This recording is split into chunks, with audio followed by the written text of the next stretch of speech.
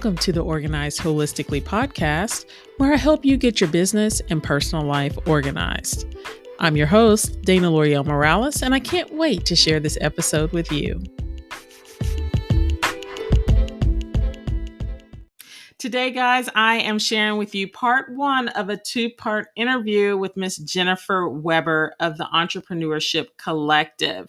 Now, Jennifer has taken her 20 plus years of experience as an attorney in the trademark, copyright, and business space and created the Entrepreneurship Collective. With the collective, she has continued her efforts to educate, train, and inform business owners, entrepreneurs, and creatives so they may protect their content, their brands, and their assets. And who doesn't need that? So I was able to ask your burning questions as well as my own during this first part of our interview, and I hope that you enjoy the lessons. Jennifer, I'm so excited about this conversation. I've been waiting for it all day long. How are you doing?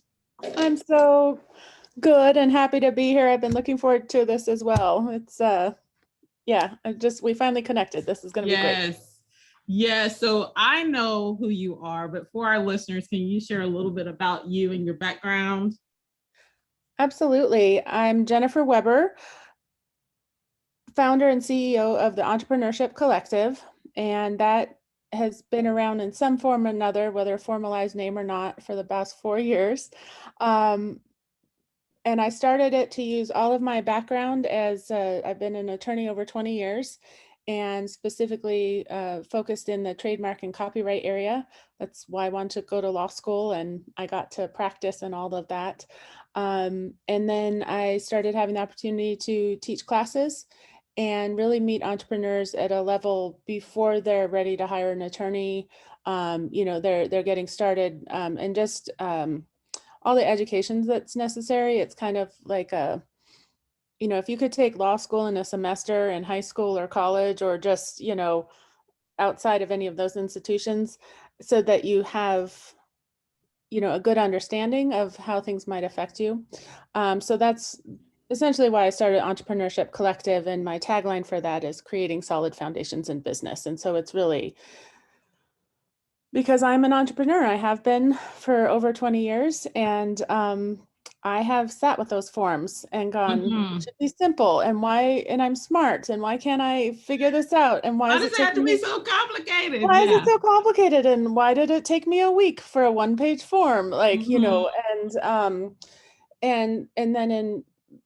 So in my business life, lawyer or not, I just see people that, entrepreneurs, you just get started. Sometimes you have a great idea and you get going, and then you're kind of like, you resurface a year or two later, go, I should probably think about things. That's one way I've seen people approach business. And other people have really great ideas and they're really nervous and scared about getting something wrong, so they don't launch. And then the thought of talking to a lawyer freaks people out. It is scary, and it's assumed to be very expensive. Like anything else, you want to find the right personality and fit in a service provider. But lawyers have this impression that, we're going to talk down to you and it's my way or the highway. And that's not who I am. So this Entrepreneurship Collective education and training space fits me in my style and meets entrepreneurs and creatives when they're starting out and they're like, I just need to know. Right. It even applies to me, kind of. Yeah, because I remember back when I started my business, the number one question I had at the time was, well, what's this LLC? What's, you got the corp, you got the, LLC, you got sole proprietorship, and there's so much gray area, and just not knowing what is best for you at the time when you're starting your business with nothing, and I just see that that's where people a lot of times get stuck. It's exactly why my first trademark class got started. So I was giving time to the local economic development agencies here, pro bono, giving advice, serving on boards, and their clients would often have a lot of questions, and they would think, well, I got my LLC, so I have my trademark. And And your reaction was like, nope. And that's the, but you don't know that right away because you Right. like, and you shouldn't know that, right? I just happen to specialize this. So that's how my class got started, was to uh, tell people about how to do what the LLC process is, what the state Mm-hmm. is, what your state is concerned about, for that, and how the trademark process is separate. Mm-hmm. And that's so common. It just, once you've been through it, you're like, okay, I can help someone else navigate an LLC, Mm-hmm. like the literally like checklist of steps things that you need to do, Right. and then who you need to talk to help you, so you definitely want to talk to a financial person. Mm-hmm. That's going to help you decide, like you said, is it an LLC or is it a corporate? Like, Where do I need to starting out, fall? Right. is a sole proprietor fine for now, Right. Yeah, and then, because I know it's based on state, right? I know mhm. one of the biggest questions that I've heard is, and if I ask, and I have to put this out there for the audience, because I'm going to pepper Jennifer with some questions, and there's some questions that just from a legality standpoint is probably not best for you to answer, then just say, okay, yeah, we're going to have to skip that one. That's perfectly fine. Well, we'll just throw that disclaimer out there. This Yeah. is, just because I have a law degree doesn't mean I'm giving legal advice. And Yes. uh, we're not attorney-client privilege or relationship. So yeah, so this is just educational in general. So Yes, we're going to put that out make, there just to yeah, check that box. make those disclaimers fun. Yeah. The audience is familiar with my disclaimers. I give them all right, the time. So good. yeah. This is nothing new. So one of the questions that I wanted to ask you is, what is the difference between some of the online services, for example, and I can't remember the name because I'm trying to ask this question, that allow you or are supposed to be walking you through creating an LLC. I think it's like the forms and the process versus going directly to an actual attorney. Okay, so there's a lot of, technology is great and has afforded a lot of opportunity to, um, have processes and systems that can help you file something without hiring an attorney. Mm-hmm. So the main distinction, there's lots of companies out there, but I think one of the most famous ones is LegalZoom, or That's well what I was thinking known, of. I Yeah. guess, Mm-hmm. So, and it's been interesting to watch LegalZoom evolve, because I think they started out solely in the space of like kind of form related, Mm-hmm. right? And they weren't attorneys providing services. And now they have a range. So you can go to them at one price point, and then it can increase into attorney's fees. And I haven't researched this, so I don't know Right. their services. Um, and then of course, attorneys do the direct work. Now, in the LLC context, let's talk about that specifically, Mm-hmm. is that there are lots of companies out there that will help you file your LLC. And the first thing I will say is you can do it yourself. We like DIY. It's doable, but I've done them myself. I'm smart, and I'm like, why is it taking me 4 days to Mm-hmm. get this done? Because it's a one here where I am, it's one page, right? It's like Mm-hmm. 5 questions, 5 things to fill out, not so hard, but one of Right. them is, got to do a little research. Do I want to use a third party company or not? Mm-hmm. So the thing about any company, I don't want to single out LegalZoom, but any company that does that, is they're walking you through the process, and their fees might be low cost, but since you're not getting personal advice and things, um,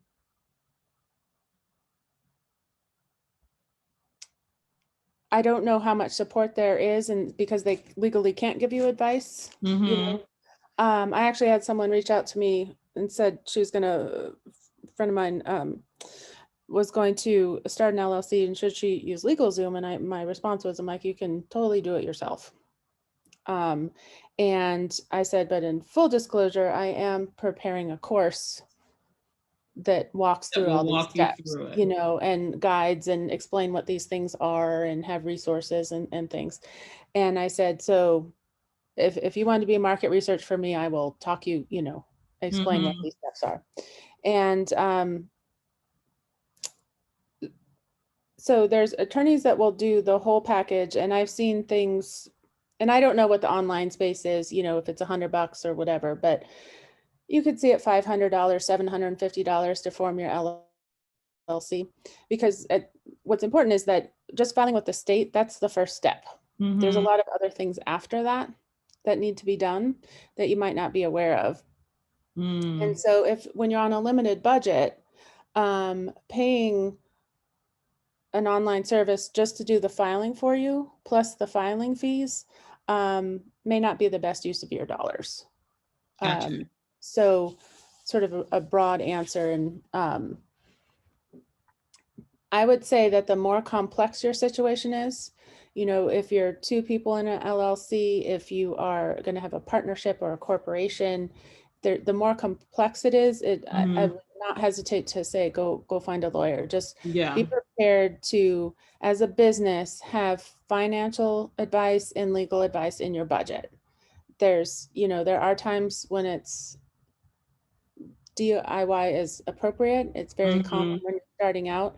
And then there's times where, the intricacies of it is worth finding a lawyer. And there are a lot of lawyers out there. There's a real trend in the legal industry to figure out a flat rate. So it gives you that certainty of this. It's not going to keep growing and growing. Right. It's not like, so you're not scared every time, you don't want to, you get scared to call your lawyer because you're like, that's billable. Right. So it's just, it's a consumer thing. Like we shop everywhere else.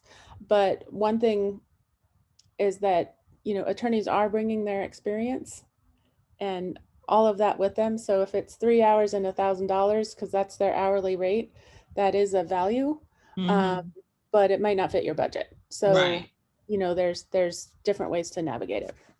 I think your answer was perfect, because that's typically the issue that I hear about more so than anything is I don't have the money to hire an attorney. I think I can do it myself. And it's all, and for me, it's always, at what point is DIY not appropriate?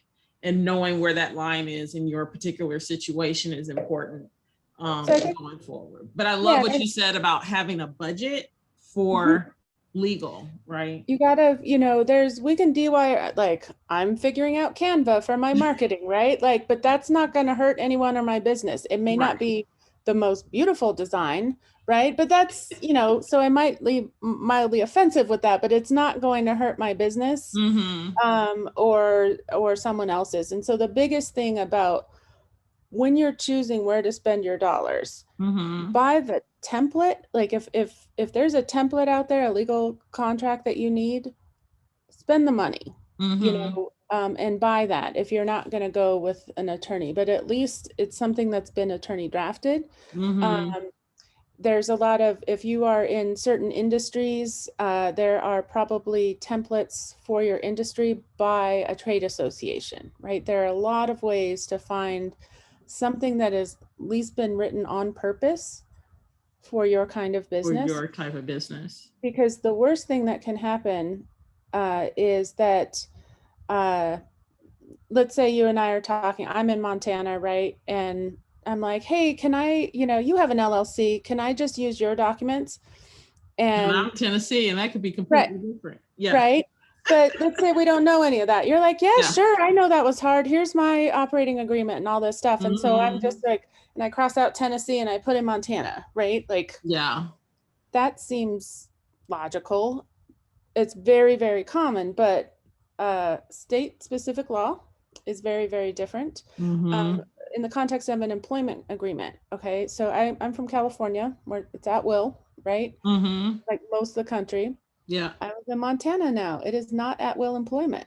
It's a whole different ballgame. So if you don't have, if you're just getting pieces from the internet or a friend and putting something together that sounds right, you just don't know what's missing. You can have a gap of something that's really important that's missing from your verbiage. Or you'll have something like a non-compete thing that like employees can't, and that's not, you can't have non-compete agreements in a lot of states, so it would be, you think you're protected, but they're like, it's not valid. Like, yeah, it's not going to be, the court would just be like, that's, you know, no, Nice, but that's not, it was a no. nice thought, but it actually doesn't actually protect you in your contract. So Mm-hmm. I would say that the, you know, on the range of anything, you know, that I can speak to in business and my personal experience, which I'll share all the live long day, and then my professional, you know, training, and then what I bring to people is that um, there's this first level of getting aware of the issues. So if Mm-hmm. you're in law school and you take those exams, you're not supposed to know everything. You Right. know, the first, you know, on your semester exams or the bar exam. What you're supposed to have done is studied the hell out of everything. And so when you're taking the exams, what you can do is called issue spotting, right? Mm-hmm. The professor or the bar examinees want to know that you can see what the issues are and address them. Now, in the real world, you issue spot and then you research and you Research. talk to the client and you do discovery and Mm-hmm. all that stuff. But at the exam level, it is, did you spot the issue or not? Like, Mm-hmm. kind of thing. Yeah. So I translate that into my business, um, my consulting business and strategy business is like, I'm going to help you spot your own issues, Mm-hmm. right? So I you're love aware that. of that, you Yeah. know, that you're like, okay, I have stuff that is protected by copyright and by trademark. And oh, this is the universe of things I need to think about in contracts, you know, Mm-hmm. and oh, I should be aware of navigating this piece or that.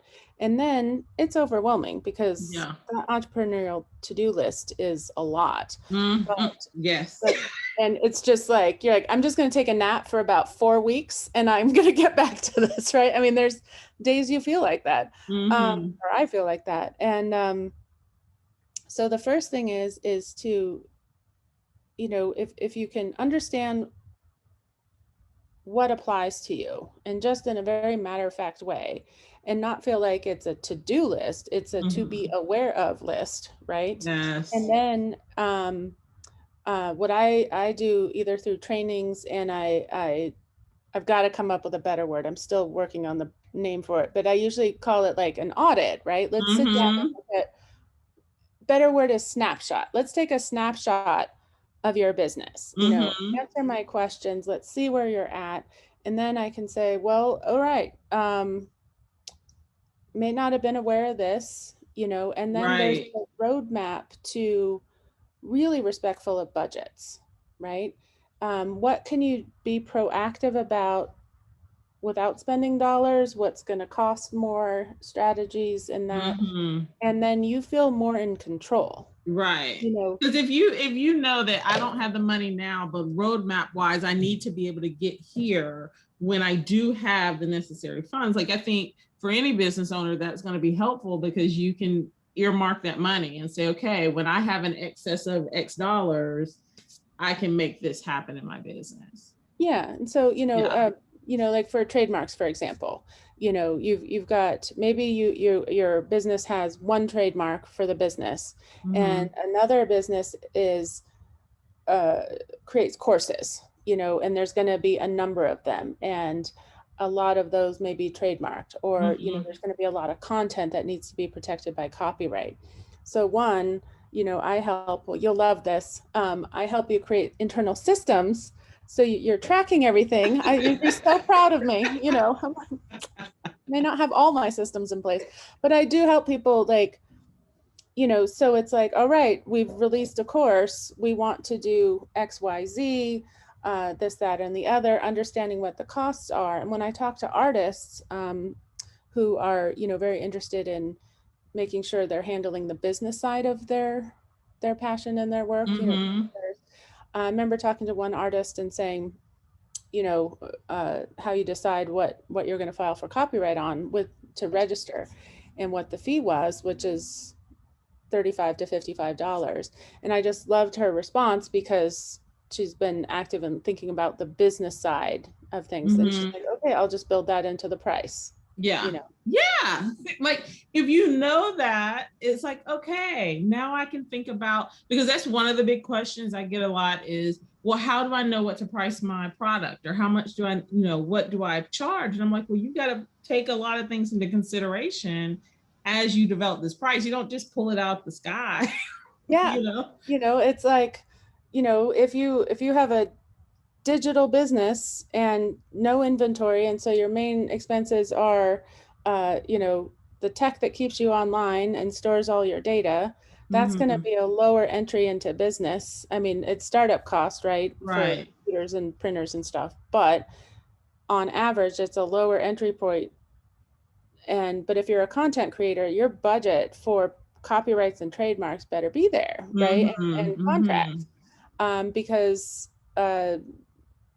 that's, you know, so when I talk about helping people that protect their content, protect their brand, and protect their assets, I used to say business, and now we're saying assets, Assets. and because uh, you want to make sure no one's infringing your stuff, you know, Yeah. and vice versa. But the other thing that's so important to be able to spot issues and understand the fundamentals of what contract should be about, what how to protect your content, how to protect your brand, is I see so many people getting cease and desist letters, either formally or Hmm. through messenger, or whatever format Hmm. that they're getting, saying you're using my stuff inappropriately, take it down. And those people might think they know what they're talking about, you know, but they don't have it right. And they're Mm. and so you also don't want to just, so I don't want people to be bullied or scared because they got this letter and then they just Right. go, oh, okay, I'll take it down, when they didn't have Did to. they And didn't that need gives to. an impression that they were in the wrong. So Right. that's where I really feel that education, being well informed. You know, Yeah. I'm not asking people to go to law school with me. Like, it's Right. not But that, I mean, like, that's why you have people, like you who can provide that context, I think mhm. is really important. I mean, because I know one big question I have, and listened to different people provide their thoughts around it. I still don't fully grasp it. Is okay when you, I guess it's copyright, and I want you to educate me right Okay. now. Copyright, like I'm gonna stop with copyright because I know people confuse copyright and trademark all the time. And I'm referring to when you put the registration mark, or, and I may have it wrong, it may be trademark. I'm sitting here saying this, but you know how you have the C in the Mhm. circle, Mhm. right? Or I'll see, like, we've had some exchanges, and in your verbiage I'll see it's a word out there, and you'll have something in a circle, and I'm like, but why did she put that there? Like, what am I missing, and should I be doing it? And so a lot of those questions pop up. Do you want to talk a little bit about that? Absolutely. I actually created a freebie for that, so I'll make sure you have the link. It's it's a super, because it's so common. So Mm-hmm. I'll just do,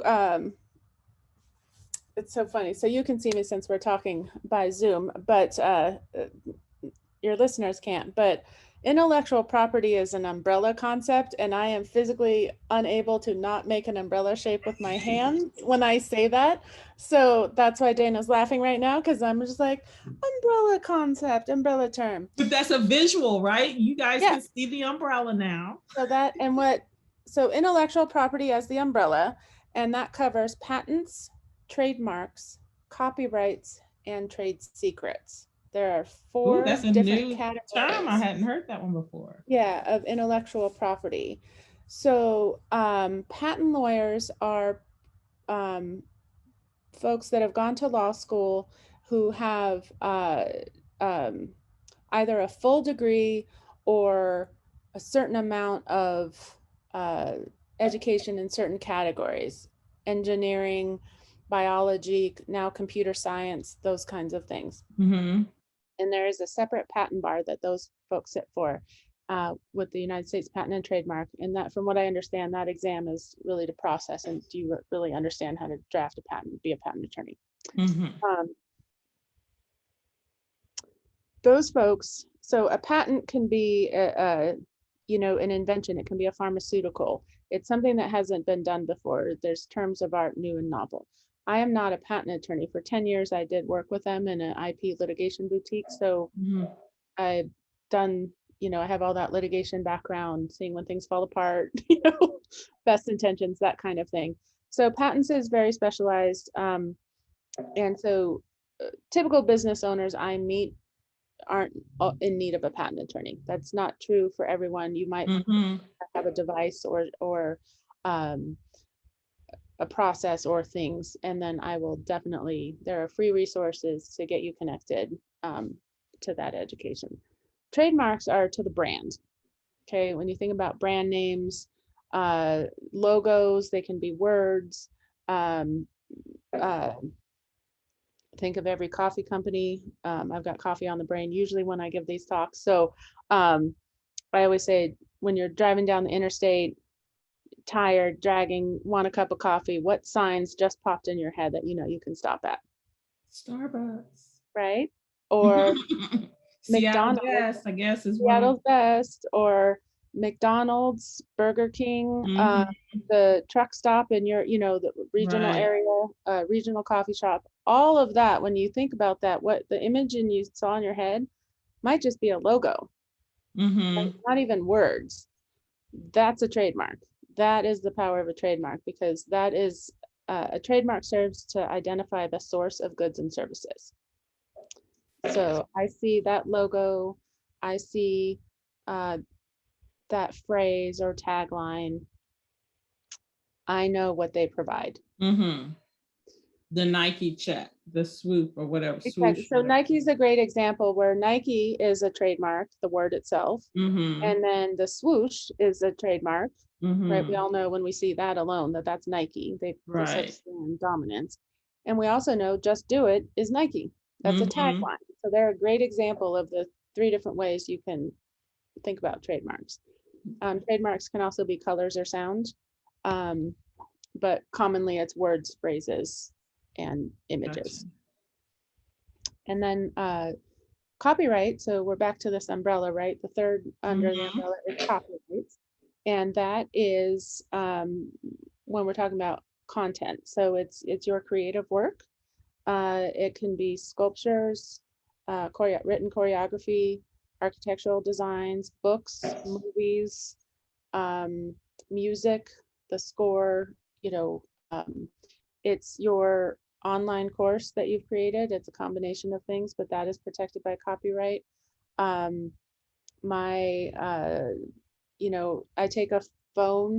take my phone and take a picture. That photo is protected by copyright. So the key things are that it's an original work of authorship, meaning you made it. Right? You didn't copy it. Right? So copyright infringement is pretty straightforward. Don't copy stuff. Don't copy it. Don't do it. And of course there's a heck of a lot of new ones, but at the beginning steps is, if you've made a copy of someone else's work, you've infringed. Right. Just that. Period. Full stop. So so the key things about copyright attaches, you have a copyright in your work the moment you created it. So the phone example is always great, because you take a picture with your phone, and let's say it's on purpose, it wasn't the one you dropped, you took something of your day, take a picture, snap, it's done. You have the copyright in that photo. You own that copyright for your whole life plus 70 years. Okay. So this is where, when we're back to the umbrella of intellectual property, to think about property as property rights. Intellectual property is considered intangible. I have these ideas and things, but you make them tangible, whether it's a book or music, or it's a trademark, or something like that. And so you have rights in it as the creator of copyrights for your whole life, plus 70 years. So the property piece becomes part of your estate plan, right? Important to think about. And so business owners especially, that's going to inform how you think about, does the business own the intellectual property when you pass on the business? If you're considering business succession, making sure everything's written properly for the intellectual property components to your business. And then separately for a copyright, you can also register that with the Copyright Office. And so we'll get to your symbols question in a second. But I just want to get to the fourth tier of, or fourth column of intellectual property is trade secrets. And that is a lot of things. It's most commonly understood to be like the formula for Coca-Cola or Pepsi, right? Gotcha. Because trade secrets are not protected by any of the other three. Mm-hmm. For whatever reason. So the whole value in that intellectual property, in that trade secret, is that it's a secret. Mm-hmm. So it can also be internal data of your business. It can be the formula for your cosmetic products. So sometimes you'll see like on a bottle, it says what's in the bottle because that's But not required, how much or how but they not make. the percentages, right? Mm-hmm. Or how they made it. It could also sometimes be customer lists. There's lots of things that might fall under the trade Oh, secret gotcha. company. So those are all things that, a business owner needs to think about. So to your question, if something is patented, you will see a P in a circle, the letter P for patent Mm-hmm. in a circle. Until then, you will often see things saying patent pending or PAT period pending with a number. And so generally speaking, well, I'll go. So you want to put patent pending until you actually have the patent. Gotcha. But you don't want to say patent pending if you haven't filed for a patent. So it gives you Don't try to fraud. fake the font. Don't Yeah. fake it, don't. It's false advertising. It's against the law, it's a lot of things. So that just don't do it.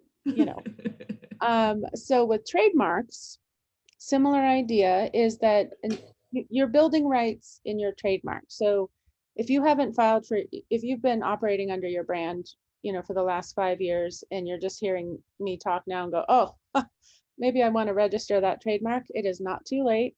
There's stuff to do. What I prefer to say is now is the right time to think about this stuff. Right. Behind, it's okay. Now's the right time. Mm-hmm. So if you've got trademarks that you are using that are not registered with the Patent and Trademark Office here in the United States, you want to use the TM. So you'll see it in superscript after some things. So it's just TM stands for trademark. Sometimes you will hear the phrase service mark, and you will see an SM in the same style. And that is generally, for services, for trademarks that cover services. TM is fine. You do not have to make a distinction. But you'll see those. When you have a trademark registration in the United States, then you can use the R in the circle. Okay, so R means it R. has actually been registered. Yeah. And it's important that you do not use that without having a certificate of registration to back it up, because in other countries, you can run into trouble with them. Okay. And we're all online now. One way or the other, our businesses are out there. And so just paying attention to these things. In fact, a friend of mine just launched her business Facebook page, and I haven't, acquaintance in town, friend, and she was using the R in the circle. So I actually went to look it up. I'm like, oh, did she do that? Cool, and it was like, no, she had not. So I was like, hey, friend, Take it off. you might want to switch to this. And I explained exactly how I just, and she's like, oh, thanks. And, don't want to, have that problem. So, Right. and then trade secrets don't have symbols. So it's patent, trademark, and then copyrights is the C in the circle. And that is a little different because you have a copyright from the moment you created your work. You can use that C in the circle right now. Oh, okay. And that doesn't change. When you have a registration, it doesn't switch to an R or anything else. So the C in the circle you can use now. So I tell people to put that on, your course materials, your freebies, things like that. And the I will give you the link, because what my resource explains why you want to use these symbols and when to. And then on the copyright notice, how to use that, and I, who use these symbols all the time, always forget how to make them when I'm typing. So I actually put the key combinations for Mac and PC on it, so Oh, you that's know how to awesome. make them.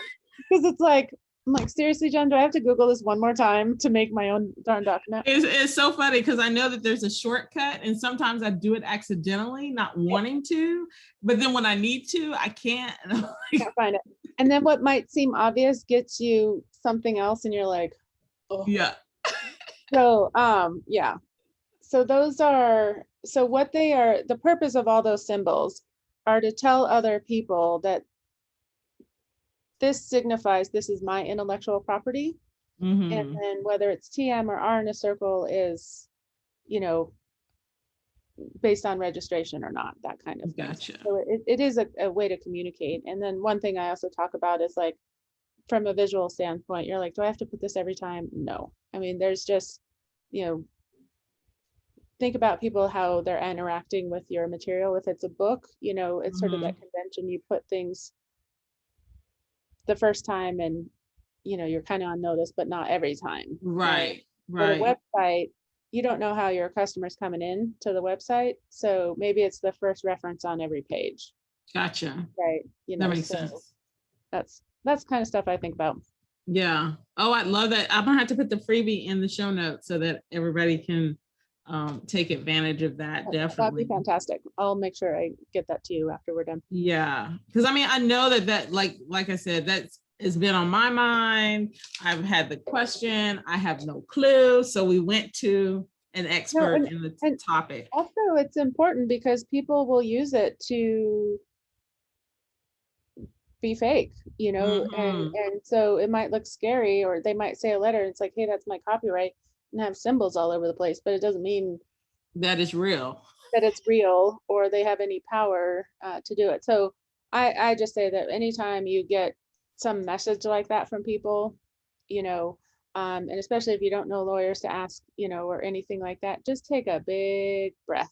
Don't respond right away. Nothing is so urgent that has to be responded to right away. And quite frankly, in the legal world, you know, there's research and you get a letter and respond, you know, and that's but getting something on Messenger saying take it down. Yeah, that to and me, in the moment, you know, like you're like, probably everyone's going, well, duh. But in the moment, you're like, oh, you're like, oh my gosh, this came through. Yeah, you know, and it's easy to change something, but it's just like, pause, breathe. Let's think about it. Because that's somebody whose friend told them, send them this. I bet you they'll take it down. And you know, I was on a summit earlier this year, and that was US based, and most of the speakers were US based, not all of them. And it was on Clubhouse, Clubhouse Summit. And these women from England started reaching out to the speakers after, like a month later, and saying, you have to stop using that, you're infringing our trademarks. And one, they're in another country, so that's a different thing. What they were asserting as a trademark was, they could, yes, like they didn't know what they were talking about. And most offensively, they were only targeting the people of color that spoke. And, you know, because I was like, everyone started joking. I was like, I'm feeling, because we were in this Facebook chat, you know, for all the speakers, and they started to come in. And I joked before it dawned on me what was happening. I was like, well, I'm feeling kind of left out. I didn't get one, you know, I'm like, I have things to say and respond to. And then realized that they, you know, so that's right. There's a lot of crap out there. Of course. Well, speaking of course, that was a perfect little segue right there. Well done. Well done.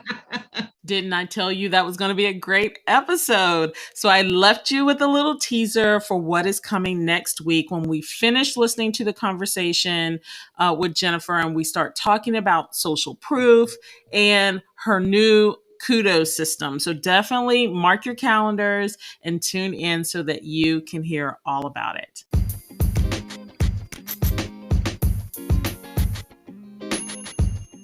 Today's episode is brought to you by Organized Academy, where you learn all things organizing that will help you holistically balance your business and personal life so you can live the life you always dreamed of living. Learn more today and become a member by visiting organizedacademy.com.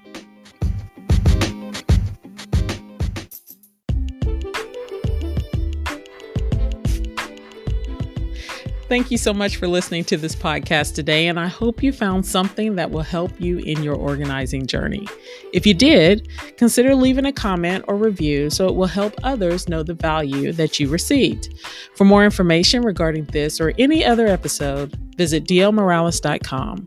And as always, do something today to fill your happiness bucket. I'll see you next time.